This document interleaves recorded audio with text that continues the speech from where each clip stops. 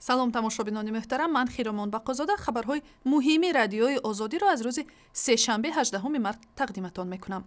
раҳбари Коммунистони Тоҷикистон аз ҳукумат даъват кард ки лоиҳаи таҳрири қонуни интихоботи парлумониро бипазирад. Шоди Шабдолов рӯзи сешанбе гуфт ки ин лоиҳа барои баррасӣ ба кумитаҳои парлумон ва ҳукумат ироа шудааст ва аз се нуктаи аслӣ иборат аст. аз ҷумла комилан бекор кардани гаравпулии интихоботӣ, ба таври ҳатмӣ ворид кардани намояндагони аҳзоби сиёсӣ ба участкаҳо ё марказҳои рай ва ширкати афроди ғайриҳизбӣ дар интихобот аст.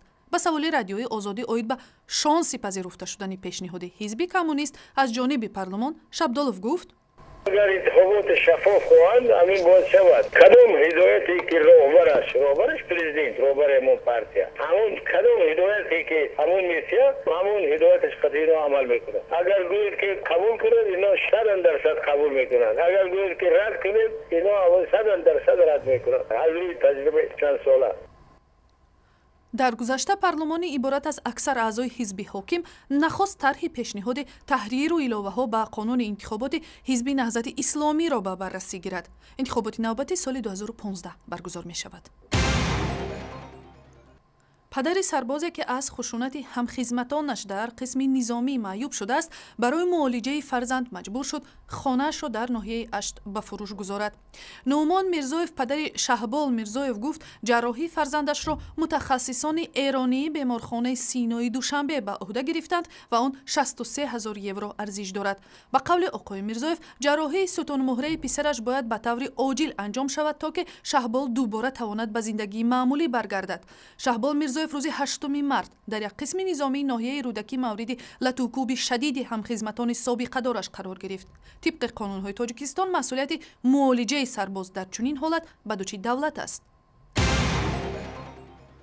дар Тоҷикистон омодагиҳо ба таҷлили ҷашни Наврӯз ҷараён дорад. Як тарроҳи маъруф вижагиеро ба либоси занона ворид кардааст ки аз омезиши либоси атласу чакани миллӣ иборат аст. Умед Кучкалиев, тарроҳи маъруф ки бештар барои ҳунармандон либос медӯзад, мегӯяд сару либоси нави идона бо шеваи замонавӣ ороста шудааст. бо афзоиши таваҷҷӯҳи занону духтарон ба либоси миллӣ дар остонаи ҷашни Наврӯз, қимати матоъ ва либоси тайёр ҳам ин шабу рӯз афзуда на камтар аз $40 арзиш дорад.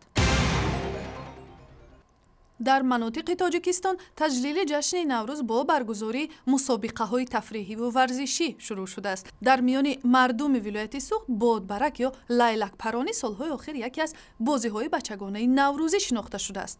мусобиқаи имсола дар майдони хуррамшаҳри донишгоҳи давлатии Хуҷанд бо ширкати 10 нафар доир шуд. барандаи мусобиқаро бодбараки зебову рангин, бузургҳаҷм ва баланду дурпарвоз муайян мекунад.